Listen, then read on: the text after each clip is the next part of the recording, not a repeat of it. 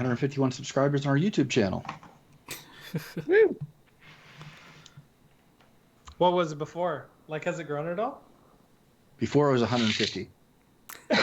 Oh, cool. So you gained one.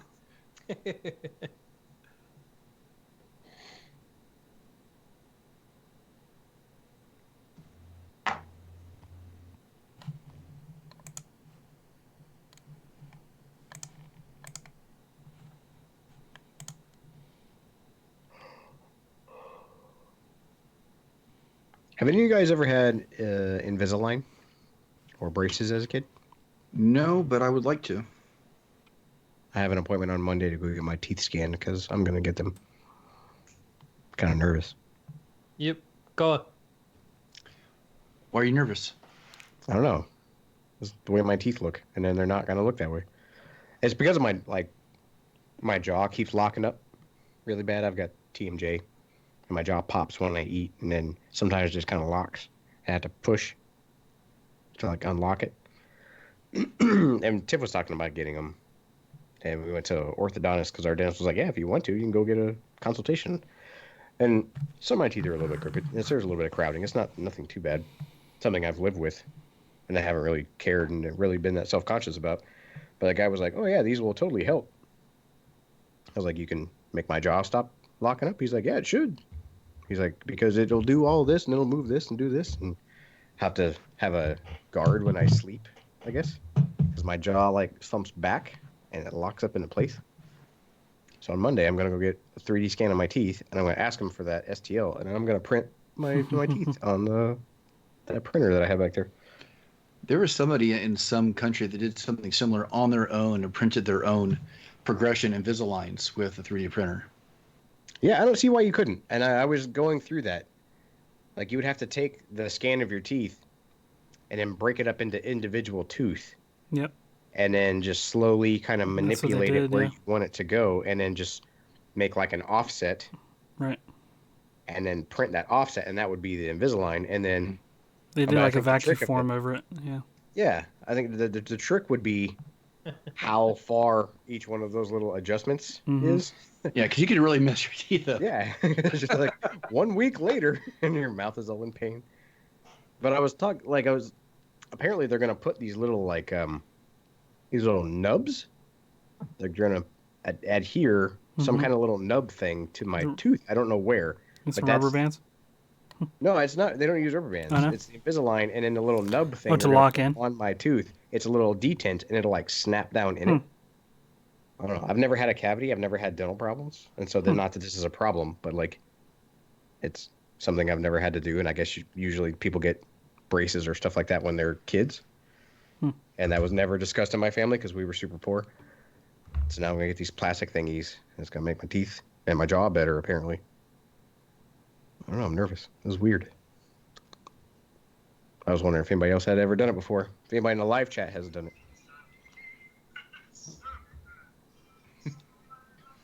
No, I'd love to find out more about it too. I think I would love to get it done eventually if I can. I think it'll save me some trouble later on down the line too. The quote that they gave me was I would wear it for 18 to 20 months, I think is the average that it would take, depending on your mouth. And then a guard after that to kind of keep stuff in place, and especially for my jaw, I guess I'd wear it at night. I don't know if that's like a common thing or just because of my jaw. It's common. Yeah. And all of that together, all the trays for that amount of time, their fees and the guard thing was like $5,400, and our dental insurance would pay like 1,000 of it. So it's pretty much like our tax return is going to go toward getting Invisalign. I don't know if this is me, but that doesn't sound too bad in a way. I don't know. I had no frame of reference for what like braces cost, because a lot of my friends had them, and it was never discussed in my family because it was like, oh, you have teeth, you're welcome. Like, that's good enough. We can't afford that. But I didn't know what they couldn't afford. I didn't know if it was like a car or like a used car or a couch. I didn't know what braces equated to. So there you go. If you're interested, that's how much you're looking to pay. Wes, we all set? Yeah, we're going. All right. What's up, everyone? You're listening to the Making Geeks podcast for makers, dads, and geeks, episode 172.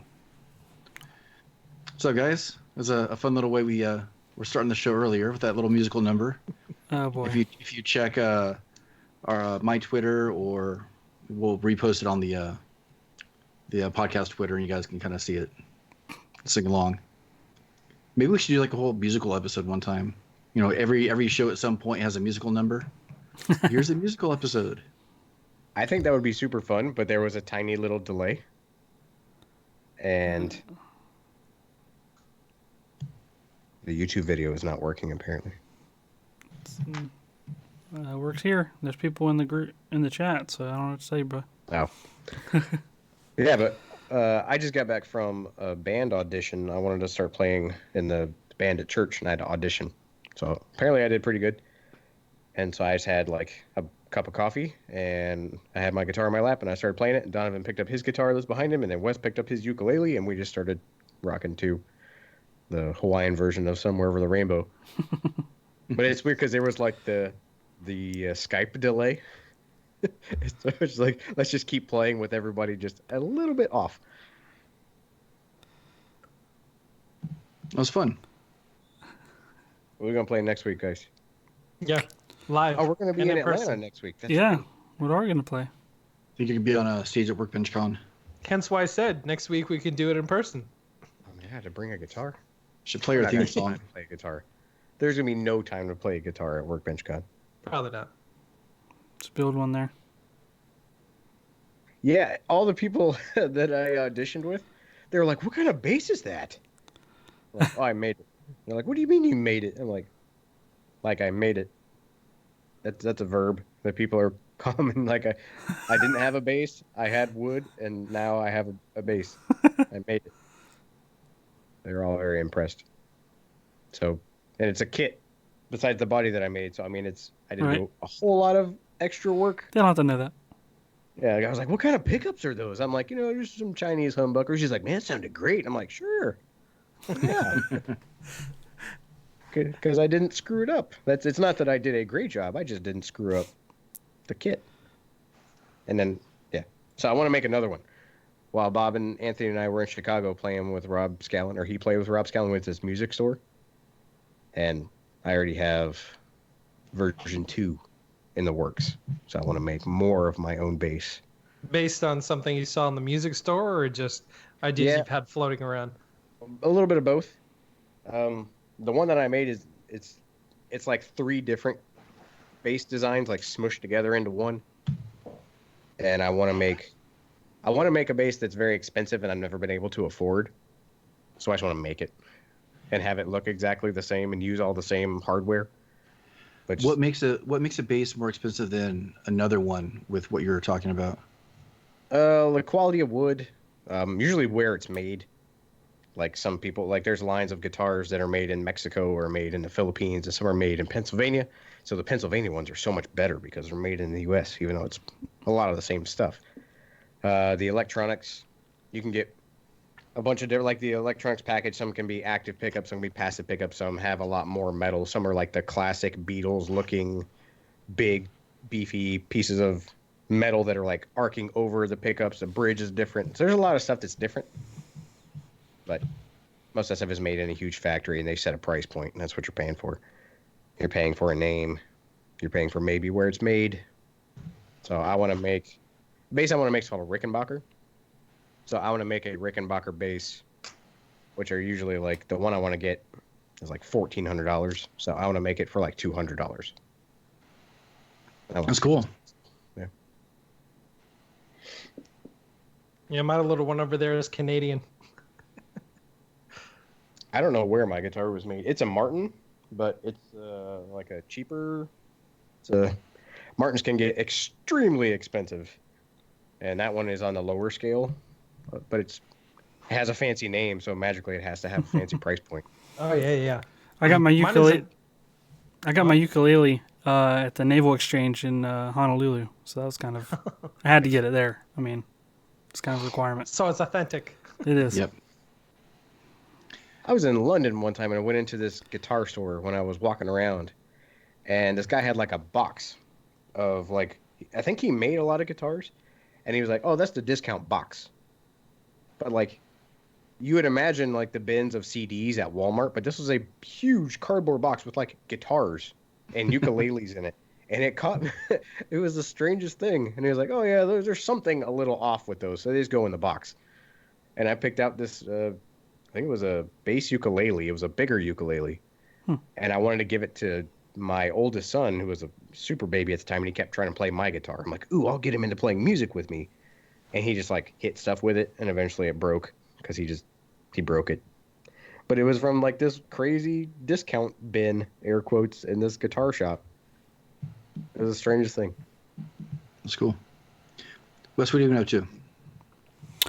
I've been putzing around a little bit with my K40 laser. I'm trying to get a quick video out about how to make LED edge-lit acrylic signs,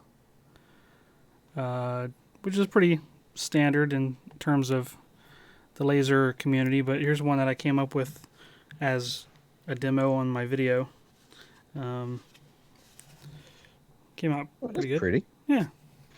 So I'm holding up a BB-8 that I laser cut, and it has like a little base that I bought on Amazon. Comes with a little remote, so you can like punch in the exact color that you want and fading and all that sort of stuff. And it came out pretty nice. Did the base come with the LEDs already installed? It did. How much is that? It was like a 2-pack for like around $10. Whoa. So pretty good. Yeah. Did it come with the acrylic too, or did you? No, I bought the acrylic. I bought a sheet, Okay. like 2 sheets of it, 12 by 12 inches. Quarter-inch acrylic. And of course no, it's I don't remember what the spec was.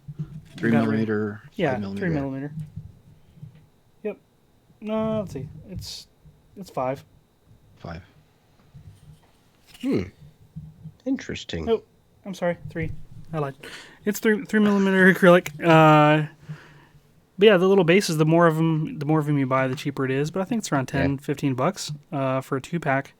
So very affordable. You can easily crank out a bunch of those for like Christmas and nightlights for the kids. And Yep. you know, the acrylic just drops straight in, and so you just have the same footprint for the bottom, and you can like swap them out when the kid gets tired of that image. And so then I also did a one by hand, or head by hand, one with the base that I lasered using like one of those online box generator things for laser cutters. And I just to show that you can do like a different size and put the strip of LEDs in there. So hopefully I'll have that out before Workbench Con. Yeah, that's what I've been up to. Pretty easy. Pretty How about you cool. guys. Thanks. Donovan, how about you? I've been tattooing.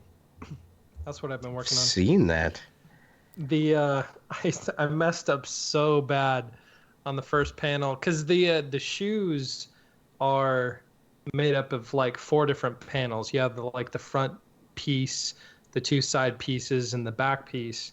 Because I wanted a shoe that had as much coverage as possible with as few pieces as possible.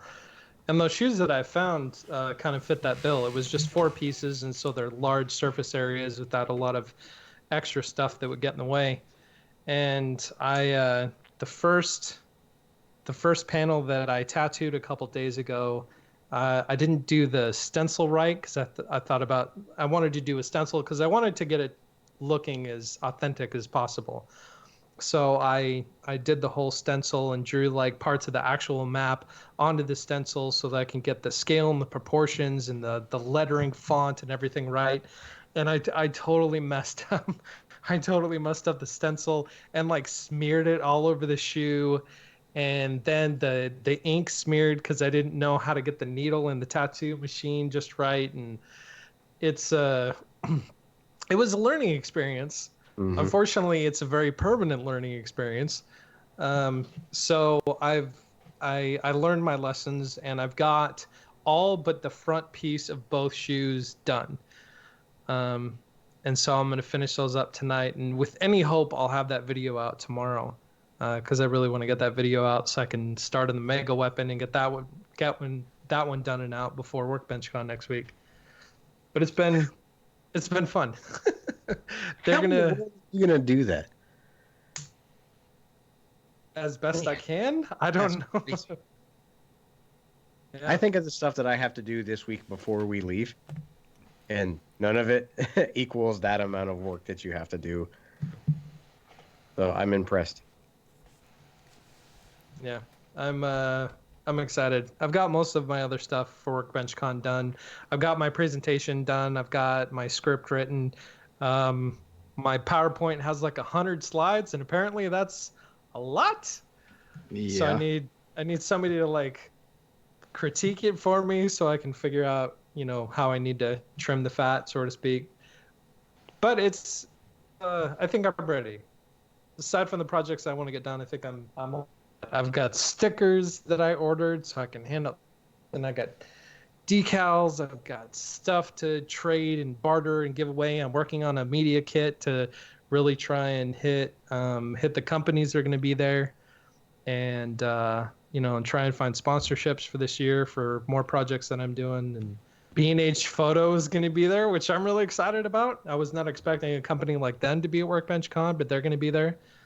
But I'm really going to try. You guys make me regret not going. Damn it. We tried. Yeah, I know. But I'm excited. I'm going to try and be as productive with my time there as I can be. So that starts with all the preparation up front. So that's what I've been up to. Well, I've been messing around with my laser is where I finally got it going.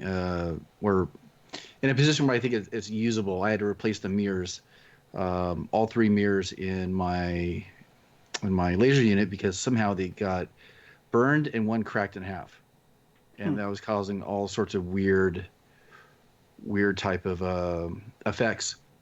And one of them I still haven't solved, but I wasn't able to cut through material. I was able to raster images a little bit, just the quality wasn't there. So once I replaced them with better quality mirrors, I'm assuming they're better quality. I was able to do some cool stuff with it. I started lasering out. I don't have it with me because I left it at work. Kind of like these nameplates that are going to sit above the computer for the esports players when they're competing. So I've been doing that, having a lot of fun with that. Now that I have something working, and I don't know, now I get to kind of figure out the more creative things to do with it, and that's what I'm starting to generate and put together.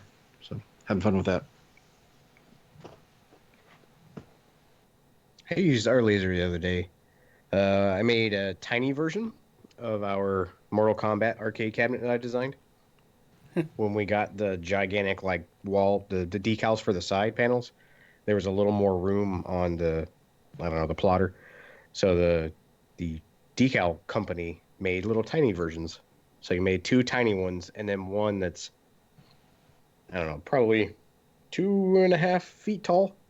We haven't made the 2.5 feet tall one, but I figured out the scale because I have them model in Fusion because I made it, and I figured out that it's like a 0.137 scale or some craziness. So I took all that, and I was finally able to put all of the pieces on a single sheet of material in a Glowforge, and I cut it all out, and I gave that to Anthony so he can put it all together.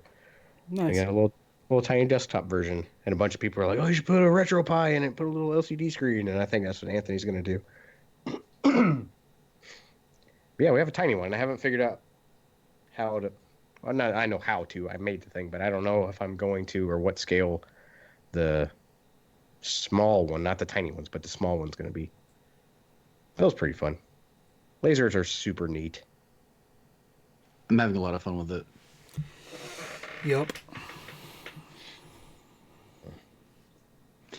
All right, so this week we were talking about the idea of think about how to introduce it for the audience instead of the way I talked about it earlier. Kind of looking at a difference in generations compared to how we grew up and looking at how our kids are growing up.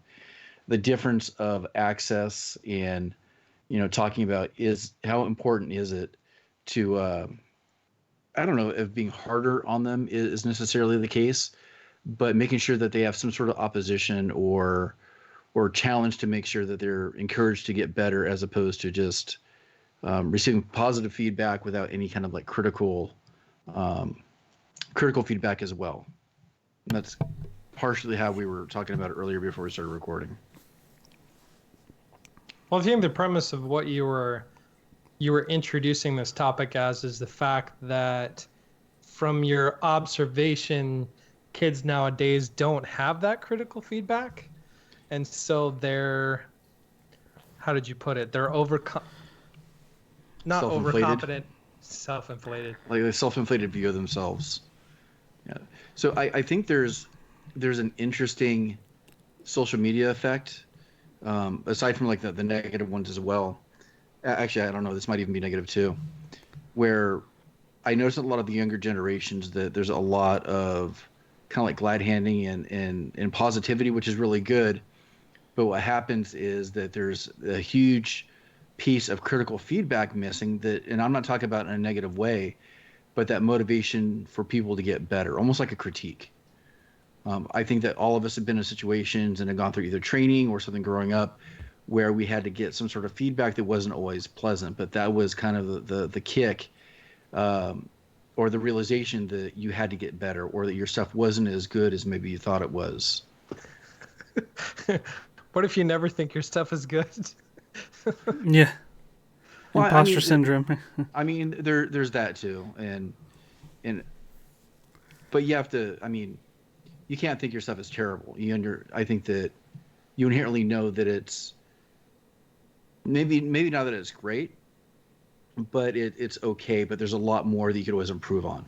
Do you think it's because, like, before there was a larger barrier to entry to get your stuff seen by even not a huge amount of people, but just even your own peers, like how difficult it was, just to show it to your family, like of, let's say, 10 or 20 people back in the day. You had to gather them all around at Thanksgiving to show them a VHS tape of you singing at the recital or whatever. And then, that was like your only one chance out of like months, right? But now everybody has access to being able to post that up and you instantly get an audience.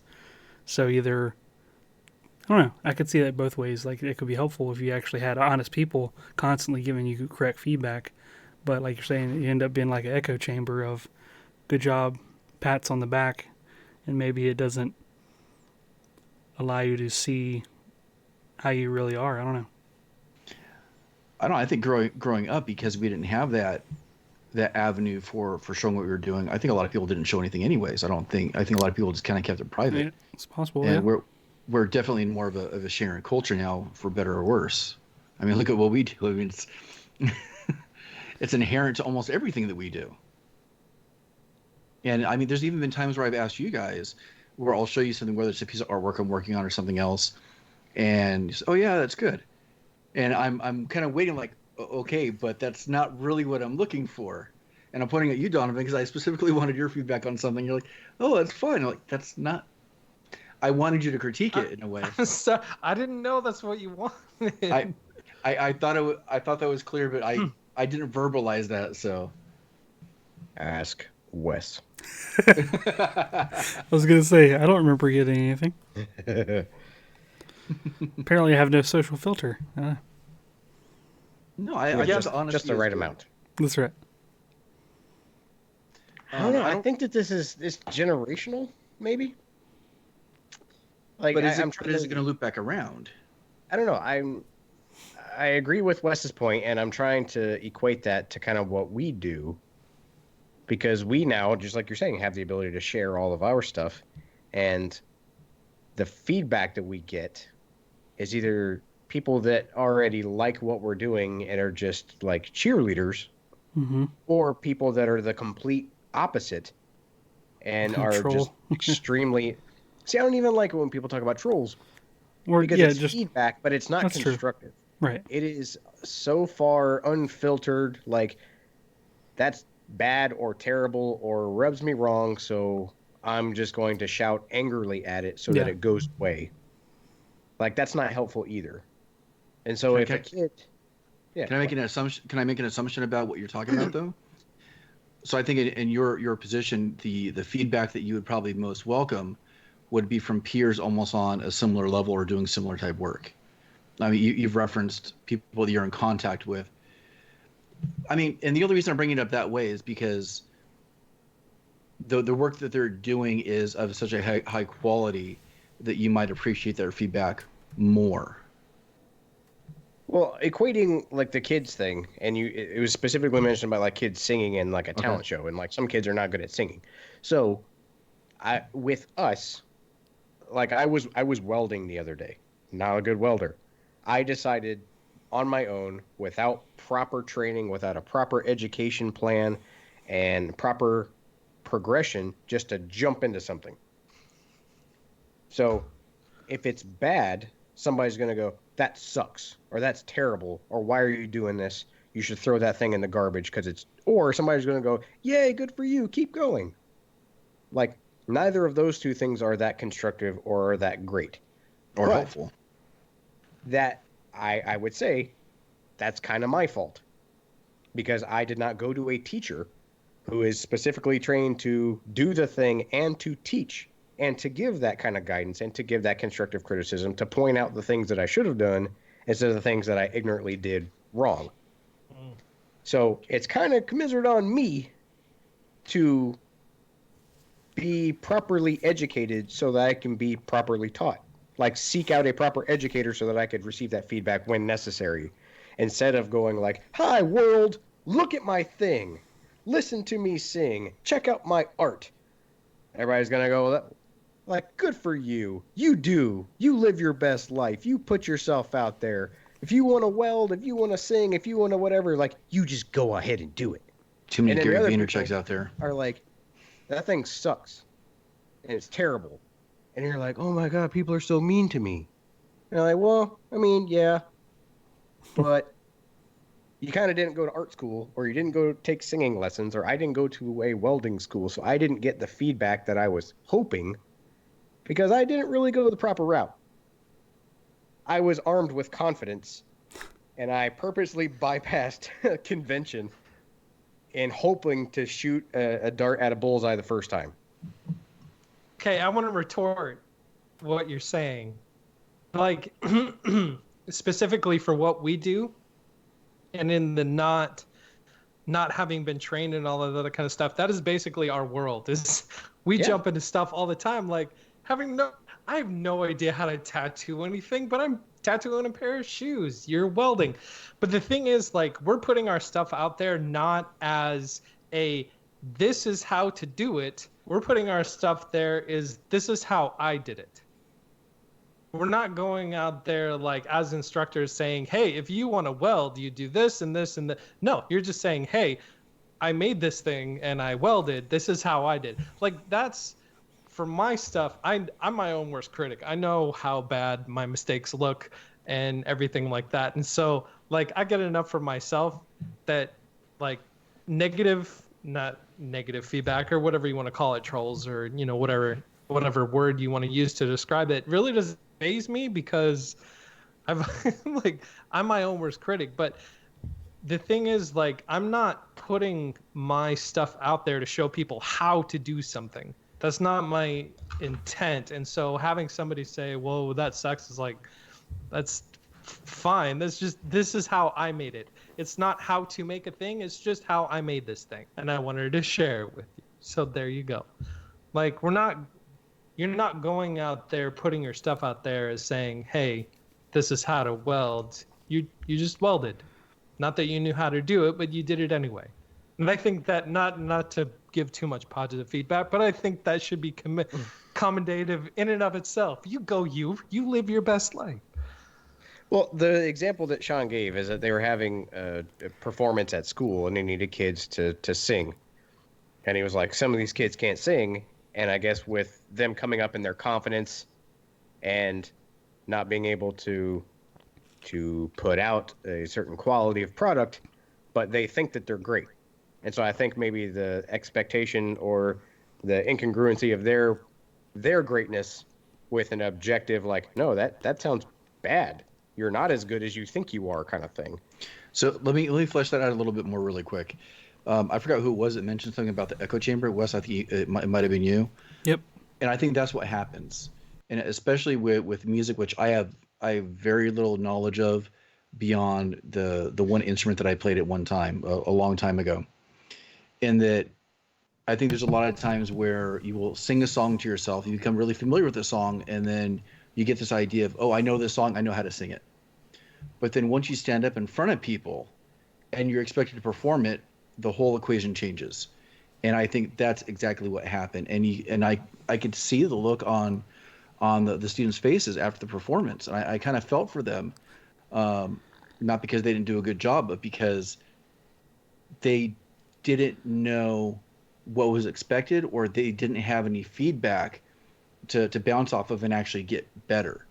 Because I know for every single one of them, they did not they did not practice, they did not prepare, and I don't know what was going through their head, if they had like a delusion of how good they were, how it was going to go. And there's that piece of it that's missing for a lot of younger generations right now. They're not being tested enough in terms of their real abilities, and I think they're given a false perception of their level of expertise in whatever it is. Do you think something like Rock Band or Guitar Hero was a detriment to that sort of expectation? Like, you play those games and with all the different filtering and like voice modifications and the hype that it gives you, sort of replicate like a band experience at home. You're like the virtual crowds cheering for you, and your other three people around you are cheering you on if you're the vocalist or whatever. And like, do you think that helps or hurts and gives you like a negative sense of accomplishment? I'm wondering if all music simulation is hurt that way. You think about the trend of auto-tune that happened, or sure, they can fix it in post. Who cares how bad I am? It's my mantra. Well, Wes, by that, like, karaoke would have had the same effect on every single person well before. Yeah, that's true. GarageBand or Guitar Hero or anything did. But karaoke is true. Like, you're actually that's a performance. Yeah, in a but public it doesn't venue. mean you're doing it well. Doesn't mean that you're on key. But part of the enjoyment of that is sort of doing it badly, isn't it? Isn't that part of like the shtick? I don't know. I think I've never done somewhat. karaoke. Yeah. I'm not sure how much that was done sober, anyways. Well, Sean, it sounds like you got to have like an American Idol type moment. I wanted to set it up so we all had our chairs with our backs to them and then turn around if we liked it. But I don't think it was going to go over well. So you said go ahead. I did this last year too, so it's not my first time going through this. And it was, in a small way, it was kind of nice knowing that what I was hearing is what my coworkers who are professional musicians and actors and theater people, thespians, I guess, I don't know, that I was hearing what they were hearing. They were able to express it better than I was, but at least I was kind of on par for what we were looking at. So you said that, like, out of all the people that auditioned or whatever, like, because of the overwhelmingly bad performances, that you decided not to pursue or go forward with the plan as usual. Yeah, it's going to evolve into something else. And just in case I have any students listening, I want to be clear that it's not that the individuals actually couldn't sing. It had to do a little bit more with performance, preparation, a little bit of confidence, and a lack of self-awareness. Because you could hear the melody in their tone and the potential for it, but whatever it was holding them back. And I still think it was a lack of self-awareness and not getting any feedback to help them improve. Because otherwise, your performance or whatever it is that you're working on is just dancing around in your own head. And I think that could go for anything, whether it's you're doing art, animation, music, writing, any form of expression. You need that critical feedback. Well, I don't want to play devil's advocate in this. Well, go ahead. I kind of but having taken away the further opportunity for them to perform in front of other people. That's where I was trying to get. Do you think that you've negated your whole? Not at all. Yeah. Not at all. I don't think so at all. Really? Because I was kind of thinking the same thing. They're like, because they're auditioning, right? That's pretty much what this was. I mean, there's a lot of nerves. It's a lot of confidence, especially for a young person. Like, is there a way to? I'll explain why though too, is because the audition is a singular moment where they either get on the call sheet or they don't. We don't work with them over the next couple weeks to make sure that they're ready for the performance. It is still all on them. Does that matter though for our discussion? Aren't you perpetuating the problem by not allowing them to get up there and fail in front of a large studio audience or whatever? Or coach them along as to what they could improve. Our purpose is not to coach them. They have Whose classes their own. Okay, so I see the confused looks. Let me explain. We don't, well, at least I don't have them in a class. This is not a performance for a class. This is something outside, in addition to, what we do, like an extracurricular type of activity. We're not the voice. I'm not a vocal coach. I'm not sitting there helping them through. I might give them a little bit of feedback, and we've gave a lot of them a second chance to perform. Is there a director for this thing? Yes. Is like the choir teacher or the theater person? She's been working with all of them, but they don't put enough extra time to get better. Wasn't it then on the performer for like not doing a good job when it comes time to like their final performance? I mean, wouldn't that be the moment that possibly gives them the kick in the right direction from that point on? Or that's pretty magical thinking, though.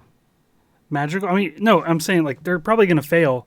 Isn't that the thing that they need to do? They were all arguing that they should have more of is the opportunity to fail, even if it's in front of like a student body. Like, is that not more beneficial than let them continue on thinking that they're good? So that's a tough question to answer. It really is, because there is a public ridicule type thing where, I wouldn't want to see an entire audience cringing at somebody's performance, because who is it benefiting? I mean, I don't think it's benefiting anybody in that moment, especially if I had a good indication that was going to happen. So you're saving them. Okay, so let's do like a sports analogy. Right. You have tryouts for a sports team. Do you take the person that had the worst tryout and put them on the team to teach them a lesson? But if all the people that you had try out were all the people that you had try out, then you would take the best of what you got and put them in. They would be like the Little Giants equivalent or whatever, right? I'm not sure I'd bother coaching. I mean, whoever has the worst team in the league is still going to go to the games and let them continue to play, right? Except that, okay, so in that same... You're coaching them, right? Right. And that's not happening here. There has to be a starting level of ability and then get better. Not down here. I'm thinking so of this you like didn't a meet your play. baseline. Yeah. Yeah, I don't know how I feel about that. I mean, not that I have any skin in the game, but I'm not saying if you, but like if there's the director, the person who's putting this on, and if there's a theater coach or a choir teacher, like they're no stranger to people who are not great. They're teachers. Like you have to work with people to get them to a certain level. And so if you're going to play Shakespeare, and you're like, all right, here's the call sheet, and we're like, Jenny's the only person who is good enough to be on this, so Jenny's going to play all of the roles, or we're not going to have a play at all. And so I think that kind of is I say this from someone who was not there and doesn't fully understand the scale or the task ahead of you, but it kind of seems like a cop-out. Okay, so you guys are making a good point in a sense. But I think the essence of what this one specific performance is might be slightly misunderstood. This isn't like putting on a play. If we're going to do a production of Hamlet, there is a consistent practice to get people together, to work together, to make this thing happen. And it's this progressive type thing. In this one instance, and the way it's been done for almost 5 or 6 years now, okay, and I only came into this last year, is the students pick the songs they're going to do. which is a song that they should be working on beforehand and prepping to get better at, because our intention was never to teach them how to do that one song. Okay. The breadth of the different performances are a little bit too wide, and that's nothing. That's something that was never intended to take on to individually coach each separate performance. Okay. I think I understand like how this whole topic came to be is the fact that that they're not taking the initiative to prepare themselves to hit that baseline. Okay. Yes. Okay. Or they don't know that their baseline is so low. And that's part of the whole point of the topic that I've been trying to say. A lack of self-awareness. And by us telling them that it's not good enough to go on with an actual show, that this is not something that we could be proud to put out, even at that baseline, is that lesson that we're teaching right now. Did you have them all like stand on the stage and announce this to them? No, because it's still evolving into something else. The event isn't entirely canceled. It's going to evolve into something else that is more appropriate for Sucky people. No. No, it isn't.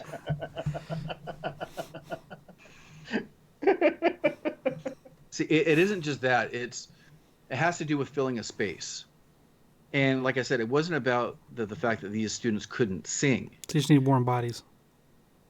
Well, no, not just that. It has to do with having a better self-awareness of what their voice is suited to do. And they're trying to sing things that it really isn't. And we typically have this in the gym, and their voice would not fill up that space. So we're going to actually do it in a smaller venue.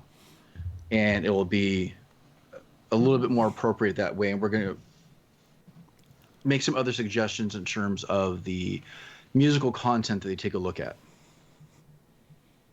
What kind of songs were they singing? I'm kind of curious now. I can't remember all of them because some of them I didn't know. One was Paramore, one was Evanescence. I think there was a Bruno Mars song, or yeah, some of them I wasn't even that familiar with.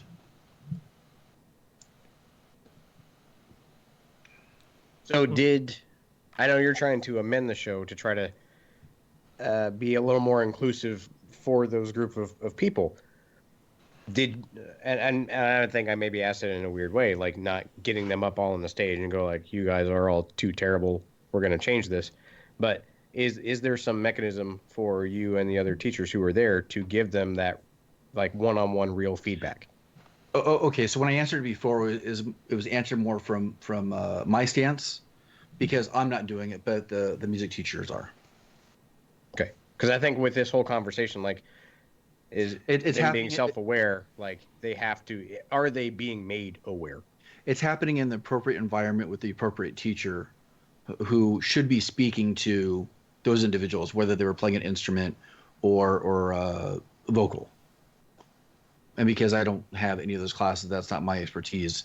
It's happening in those other classes. And those teachers are able to speak more directly to those students in a more effective way than we, otherwise. I think that's a hard line to toe, because we're all like, I think all of us are of the generation, if you don't have anything nice to say, don't say anything at all. And so Since when? Our parents never obeyed that. Well, that's what I was told. I was told that many times. And so any kind of like outright critique without knowledge to back that up, like I default to being quiet unless somebody asks wait. specifically. You were told that as a kid, but did your parents do that same thing? Yeah, probably. Mine didn't. Yeah. Because I don't think that my parents viewed themselves as an appropriate judge on anything that I wanted to do. It wasn't just about you, but just like in life, other people. My parents? No, mine didn't. I don't know. That could be different for everybody. But I mean, like I wanted to play music when I was in high school. I was in a band. my band wasn't that great, but we were having a good time. We played talent shows, we played parties, we played a bunch of stuff, and there were probably people that go, man, those guys suck. I'm like, yeah, that may be, but I wasn't playing the Warped Tour. Like, I'm not out to win a Grammy. I'm out to rock out with my friends and to build skills and to build stuff where there really are no stakes. Like, it's high school, whatever, talent. And there are people that were extremely talented that I'm like, oh yeah, that person rules. Like, that person should go on and get a recording studio or whatever. But if someone would have came out right and told me, like, you are not good at what you're doing without proper tact and without a little bit of love or a little bit of professionalism behind what they're saying, I think that you could really wreck somebody's self-esteem. And so when people ask my opinion on stuff, especially in the maker community, like, I don't feel like I'm an expert at anything or willing or really able to comment on the quality of someone else's work. So I tend to shut up unless somebody asks me directly, and then I go, you really don't want to know what I think, because it's going to be a hip pocket reaction and not from a place of professionalism or yeah, but why does it have to be that way? It shouldn't have to be that way, though. You should be able to feel like it should be that way. I mean, you should be able to give critical feedback without crushing somebody. Yeah. Yeah, but I think without that authoritative thing, like with those kids singing, without being a singing coach or a singing teacher or someone that knows a lot about, vocal harmonization, and you go, okay, how did I do? You're like, I didn't like it. I'm like, well, what part didn't you like? I'm like, the part where you sang. So where someone who is an authority, you're like, well, you were a little off key here. Had a little, your vibrato was, or whatever, being able to give more, like, honed in positive feedback than I would be as just a person who's like, ugh. Well, in my situation, that is what's happening, though, because there are professionals that are giving that feedback. Well, I think that is why I default to the, if I have nothing to say, don't say anything, is because there are few things in this world that I have the authority to give proper feedback on. Or things I've done in the past, because they may have worked for me. They may not be the most scholarly or the most accurate way to do it. So when people are like, oh, how is this? Tell me what my video is like, or tell me what this thing is like. I'm like, well, I mean, if you're happy with it, because I might do it a different way. I have no Oscars in my cabinet to be able to tell you why. So I don't know. I tend to default to being quiet unless somebody really, really, really wants my opinion. And then I'm really, really, really going to tell you my opinion. But I think it's those people that know that their stuff is flawed that are asking honestly for it. And that, to me, is the hardest part, because you don't want to crush people. You don't want to come right out the gate and be like, yeah, that's really ugly. Or it makes me not want to watch it because you're just bad at everything you're doing.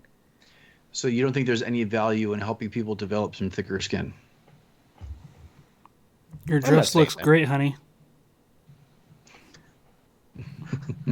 Practice it every day. I'm just kidding. That's a whole different conversation. That's its own thing. But you're like mixing in tact in that, in a way. Yeah, I've seen both sides of this, and like, how's my drawing, Daddy? Like, you're 4 years old, you're 5 years old. That's pretty terrible, actually. But I mean, you went outside the line there and there and there. Your shading leaves something to be desired.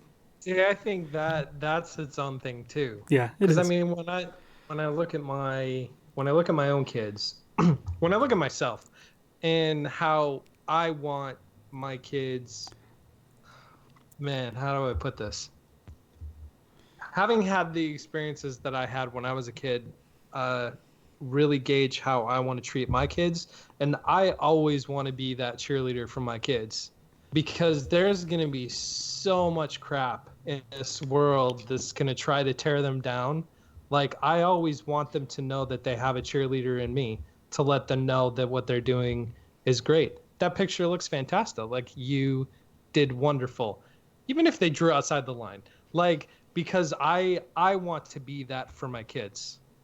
I don't share that same philosophy. I think that is its own thing because yeah, it's hard to know what line to interact with people in a way that you're not coddling them to the point that they don't have thick skin, but you're not being an a-hole at the same time. And yeah, and it's hard because it's situational and it's everybody is different, so everybody's going to respond differently. Person may take criticism as, hey, I need to do this better, whereas another person who doesn't think he did anything wrong is just going to take it personally and like it's not going to benefit him at all. It's hard. I always thought when I was an instructor, I would teach people how to be a crew member, and then I would have to debrief them on how they did. And my very first question was always, "How do you think you did?" Because Donovan, I think you're exactly right, and I'm the same way. That I'm my worst critic. That if someone has something negative to say about my performance, like, yeah, I know that. I've already ran that through in my head. Tonight, I had an audition at, with music tonight. And I'm like, I did this, and this wrong. And everybody's like, no, it sounded good. I'm like, don't do that to me. Don't patronize me. I know I did these things wrong. Go, yeah, you did. Because if you don't think I did, then you're a crappy musician. But any kind of evaluation or feedback that I gave people always started with how do you think you did? And if people are like, I think it was the best thing ever. I did nothing wrong. No notes. Boop. I'm like, well, here's a dose of reality because it was not as good as you thought it was. But usually, I would say for the most part, and I don't know if this goes for the group of kids that you're talking about that may seem disillusioned, they'll usually kind of point out the things that they think they did wrong, and usually more than you as the observer may have noticed. Mm-hmm. And so I don't know if that was something that the chorus teacher or whatever did, because they could have been like super nervous, or like I said, they didn't prepare or whatever. And so like tonight, like I gave an audition, I was a little nervous. I'm a grown man, and I was nervous. And if they would ask me like, all right, how do you feel you did? I'm like, well, I screwed those things up, but I'm not going to screw those things up again. My bad. Like, if we do it again tomorrow, that's not going to happen because I realized it was a deficiency and I'm going to practice to change it. Sorry about that. And I go, okay, the show can go on. And so I don't know if those kids were, like you talk about, self-aware enough to realize that, like, oh, I was just really nervous, or I went too fast, or whatever. And I go, okay, well, then come back and practice and we can try this again. Like, again, I don't want to armchair quarterback like what happened. But I think allowing people to speak about their own performance first let you off the hook a little bit. But the whole point wasn't whether or not they thought they did good. The bigger point was not being prepared ahead of time. And when you don't prepare ahead of time, you shouldn't be surprised not having a good result. Yeah, I agree. But that's the whole basis for what happened. I mean, that's in a nutshell. That's the whole thing. And that's the problem in and of itself, is what you're getting at. Yes. 40 minutes to establish that. No, but I think an audition No, I is got hard. before. I still think an audition is a hard place to judge that, because It is, but look, nervous. Okay. Nervousness aside, you can tell in a performance what attributes to nervousness. Not project, especially in singing, not projecting a shaky voice a little bit, but there are other things that you can tell in a performance. Oh, you simply weren't prepared. There are certain things you can tell that separate those two things. I think that's an oversimplification. Because the things I messed up on tonight are day one stuff. I forgot when to start the song. I played the song like 50 times. It wasn't that like I was nervous or I was whatever. I had a brain fart because I was nervous. And it was stupid. And exactly. And I would have walked out of there going, well, I don't think I did a great job. So if this were American Idol, I probably wouldn't be going on to Los Angeles because I feel like I did not do a great job because I had one shot. I prepared. I had one shot. The nerves got a hold of me, and I did not perform as I should have.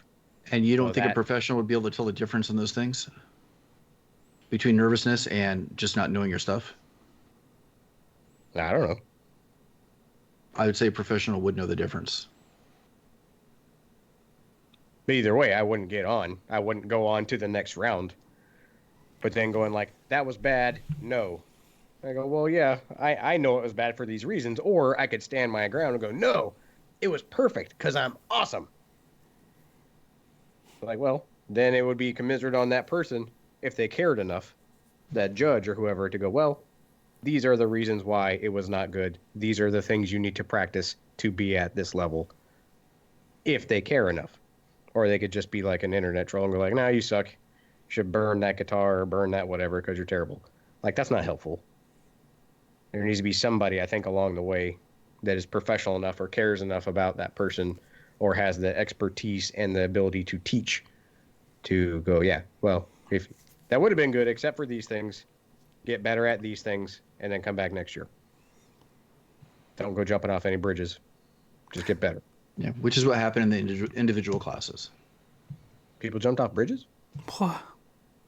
The coaching of getting better, smartass. Those poor kids. Evanescence is not worth it. Like, I have a follow-up question to your observation, or what? What? I don't I'm know. not sure. No, therefore what? Like your observation that kids, they don't have initiative to prepare to hit that baseline to be good enough to to do this thing. Therefore, what? There is no therefore. You just stated a fact. I know, but like, therefore what?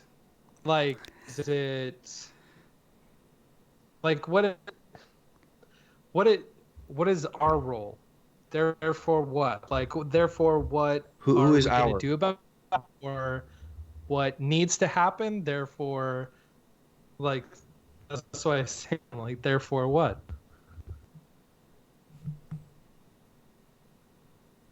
Who is our role? Who is us that you're referring to? Well, we're the ones talking about this topic. Like, you're the one that brought the topic up. Yes, except I never intended to talk about my students. I wanted to talk about it in terms of our kids. Oh, I think that's where that's what you wanted to. Like, in terms of my kids are still really little. It's hard because they haven't reached that point where situations and opportunities like this are happening.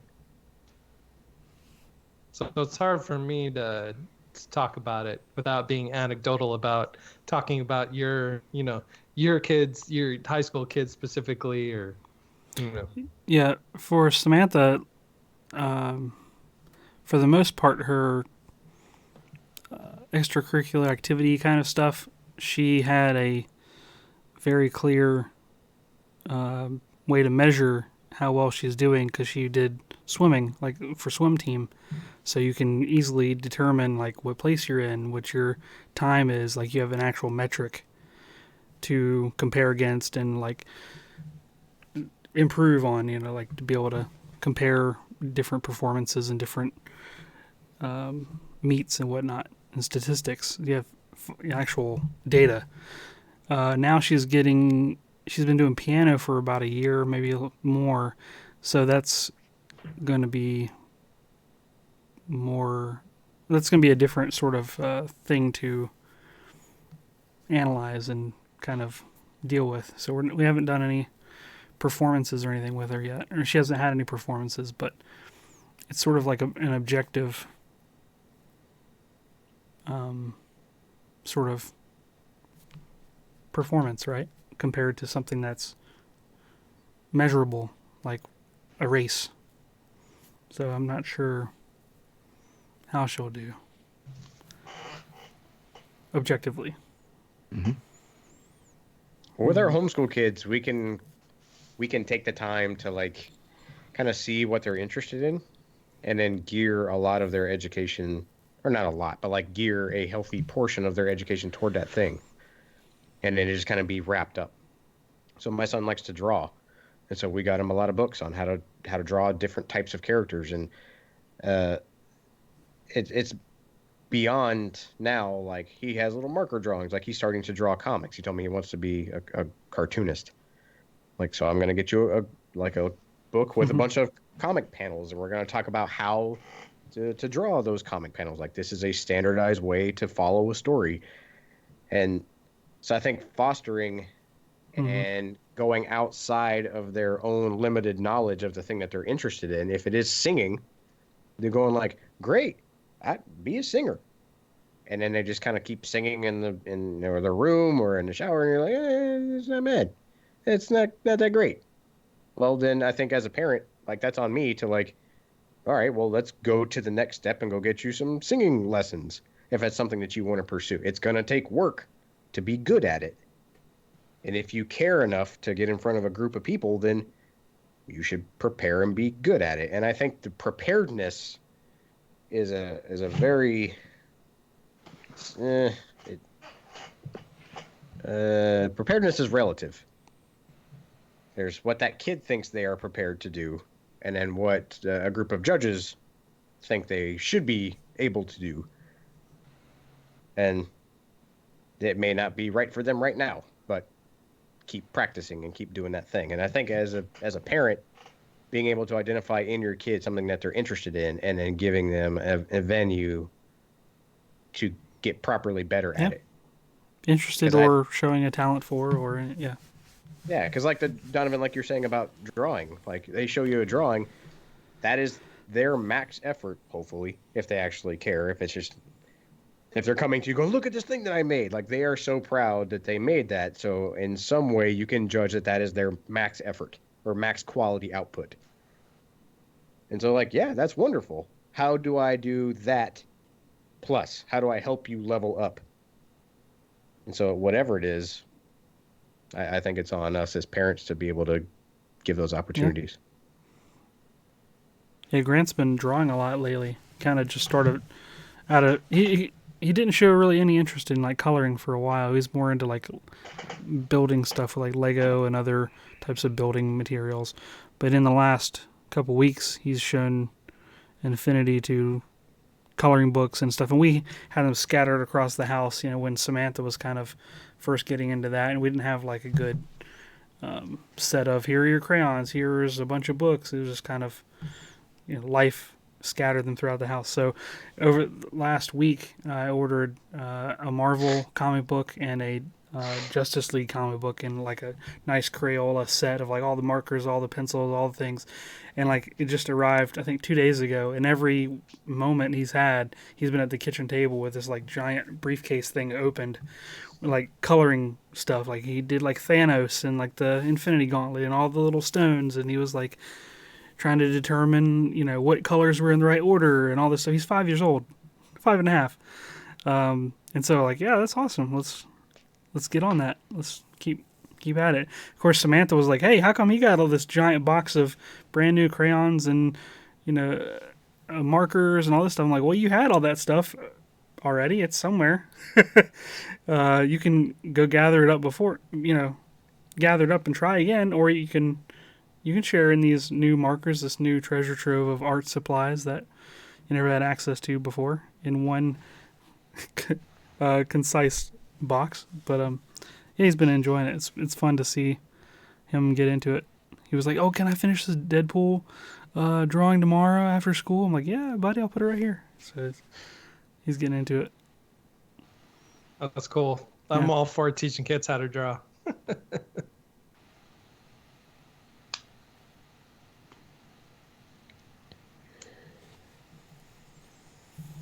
Not sure where else to go with the conversation now. We're in agreement. I think. Yeah, I do want to address one comment that was in the live chat though from Broken Antler Workshop. He brought up a scenario that a colleague would give opinionated photo feedback for a photography group, and I want to kind of clarify that the type of feedback that I'm talking about is critical feedback, and that's not. I don't consider that the same thing as opinionated feedback. Because an opinionated feedback is simply, I don't like that because I don't like that subject or I don't like that thing. That's not what I'm talking about at all. The kind of feedback I'm talking about is, and it's going to vary depending on what the discipline is, whether you're talking about composition or color or something else, where the feedback is intended to help the individual get better during their next attempt. And that's the kind of feedback that I'm talking about. I have to do it 50, 60 times a day with my students in the different disciplines, whether it's coding or whether it's animation. I have students who they're putting together portfolios right now in animation, and I'm having them rework all their old assignments and trying to show them what is worthy of a portfolio, especially what would be expected at the end of the class. And so I will tell them, okay, that's good. Now do this. That's good. Now try making this change or test this and see how you feel about it. That's critical feedback to get them to become more self-aware of what's going on and the difference between what is considered more like professional level work, because that's the push in the program, and just somebody drawing for fun in their room. There's a clear difference between the two. And so it's not the same as opinionated feedback. I don't like a lot of the content that they draw. I may not personally like a character. I never tell them that because it doesn't matter. Is it still adhering to the rules of character design? Is it still appealing? Is it, these different things? And if you're the one giving the feedback, you have to be somewhat objective and take your own emotion out of it and take a look at the thing for what it is or the art of it, depending on, like I said, what the discipline is. That's the difference between the opinionated feedback and the critical feedback I'm talking about. Well said. Just so people don't think that I'm completely harsh on all my students, and I'm probably harder on my kids in a lot of ways. Do you have students that are trying to get into the field of animation and things like that? I do. I have a total of almost 60 animation students right now, split between two classes. My advanced class has about 22. And out of those 22 students, I have about 8 that with a little bit more training probably could work for a studio. They're that good. And I have a couple that in like a year or two, they will blow me out of the water. They're just that talented. Everything that I've learned is all procedural. It's like I'm following a math formula every time I do drawing or animation. These kids are artists. It's the way I would describe them and their being. Whereas this is all learned for me in a simple passion. It's not talent in the same way at all.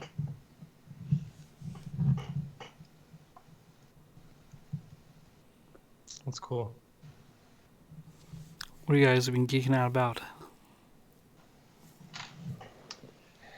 Well, based on our conversation last week, somebody recommended that I look up Christy McConnell. I don't have Netflix, and so I couldn't go watch the show, but she put out a behind the scenes on her YouTube channel called The Mind of Christine McConnell, and holy cow, I have been binge watching all of her stuff, and she inspires me to want to be a better YouTuber because her stuff is so good. Who is she? Give a description of who she is. She is a baker.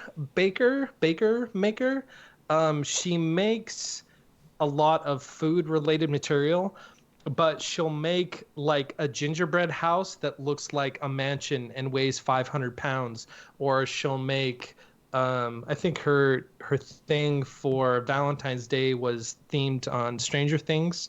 So she'll make all these like atypical Valentine stuff, but make it look like it's from the world of Stranger Things or incorporate Stranger Things into it. And all of her stuff is amazing. She had a show on Netflix, I think, that was called From the Mind of Christine McConnell. And she actually partnered with the Henson Corporation and had puppets that were part of the show, and they would create these theme thing. It's just amazing. All of it is just fantastic. And like I said, she inspires me to want to be a better YouTuber, and I've been thoroughly enjoying watching all of the stuff on YouTube. It's just incredible. It's cool. I am geeking out about this little guy right here. I'm holding up a small Polaroid cube camera up if you're looking at the YouTube feed. I had a GoPro for a very short time, not very long. I think it was a GoPro 1. I didn't really like it that much, but I've wanted like some additional cameras for like mounting inside a machine like the laser cutter or something else. And I found these on Amazon. They're down to $15 a piece right now for HD. So I bought two of them, and I just recorded some footage inside the laser cutter, which I haven't taken a look at yet. It takes a micro SD. There's no wireless, so it's kind of like mount it and pray that you're getting the shot that you want. But the angle of view is like 120, so pretty wide angle of view. There's a good chance that you're going to get almost everything that's in front of it. It's just really hard to set up the blocking for the shot if you want a certain design, but I don't think that's really the intention. So I got two. There's a nice little strong magnet on the bottom, so you can mount it a lot of different places. It comes with a rubber sleeve, and I don't know, it's kind of fun, and I'm curious to see what other kind of weird things I could do with it. So that's what I'm geeking out about, some new gear. I just checked out Christy McConnell's YouTube channel, and other than her being a tall, slender female, Donovan, I could see your videos trying to kind of go that way, telling a story while making something. Yeah, I could see where they're amazing. Cool. What am I getting at about Workbench Cons next week, and I get to hang out with two of the three of you. That'd be fun. Oh, do you guys know a guy named Ethan Carter? Yeah, Ethan On Carter Instagram. Designs. Yeah, Ethan Carter Designs. I saw a bunch of people like getting an X-Acto knife in the mail from Ethan Carter that he like leather wrapped. He does a lot of leather goods, and I just checked out his Instagram page yesterday, and he has a lot of really clean design, a lot of good stuff. And I bought one of those X-Acto knives, so hopefully it'll be here soon. So it's my favorite tool of all time, and he made it better. So I would say go check out Ethan Carter Designs. Yeah, I was going to say Workbench Con as well. Gearing up for that is definitely exciting. Besides that, I've been watching Star Trek Picard, which has been alright. Not super geeking out about it anymore. But, yeah, kind of slow week for the geeking out. Alrighty then. Well, we'd love to hear from all of you. This is definitely a different topic than we usually tackle, and maybe even hit home for a lot of people that they're dealing with either accepting criticism or looking at how they try to help their kids kind of like contend with those different things. So if you'd like to ask a question, contribute to the show in any way, just go ahead into our website makinggeeks.com. There on the contact page is where you could list all that information. And if you check out the homepage of the site, you can listen to all of our past episodes in the browser right there on makinggeeks.com. And if you want feedback from us individually, you can find us online, on social media, more specifically. Josh can be found over at Josh_MakeStuff. Wes could be found at Geeksmithing. Sean could be found at Geek Builders. And I could be found at Once Upon a Workbench. And we'd like to take this opportunity to thank our patrons over at patreon.com/makinggeeks for keeping the lights on here at the show with their financial contributions. We definitely appreciate it. And I'd like to give a special shout out to our top patron, C3D Prop Shop, who we'll see next week at Workbench Con. Thank you so much for your support. See you soon. And if you want to hang out in a live chat on YouTube, it happens every Thursday around 9:30 Eastern Standard Time here in the States. And the show is published on Saturdays to your podcast player of choice. So thanks for hanging out with us. We hope you have a fantastic week. Later, everybody. See ya. Take care.